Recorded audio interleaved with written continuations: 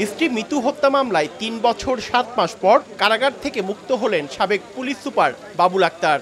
বুধবার দুপুরে স্ত্রী হত্যা মামলায় বাবুল আক্তারের হাইকোর্টের দেয়া জামিন আদেশ বহাল রাখেন চেম্বার আদালত। এরপর বাবুল আক্তার মুক্ত হতে আর কোনো বাধা না থাকায় বিকেল ৫টা ৩৫ চট্টগ্রাম কেন্দ্রীয় কারাগার থেকে বের করা হয় তাকে।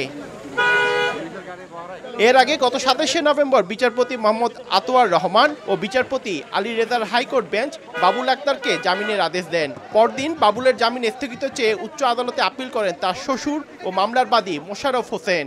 ষড়যন্ত্রের কারণে জেলে থেকে ওনার জীবন, ওনার চাকরি জীবন সবকিছু ক্ষতিগ্রস্ত হয়েছে। আমরা আশা করি ন্যায় প্রতিষ্ঠিত হবে এবং উনি ওনার চাকরি জীবন থেকে সংসার জীবন স্বাভাবিক আসবে। ২০১৬ সালের ৫ জুন নগরীর জিএসসি এলাকায় ছেলেকে স্কুলের বাসে তুলে দিতে গিয়ে নৃশংসভাবে খুন হন বাবুলের স্ত্রী মাহমুদা খানম মিতু। এ ঘটনায় বাবুল আক্তার বাদী হয়ে নগরীর পাঁচলাইশ থানায় একটি হত্যা মামলা দায়ের করেন। পরে তদন্তে বাবুল আক্তারকে সেই মামলায় আসামি করা হয়। পার্থপ্রতিম বিশ্বাস, সময় সংবাদ, চট্টগ্রাম।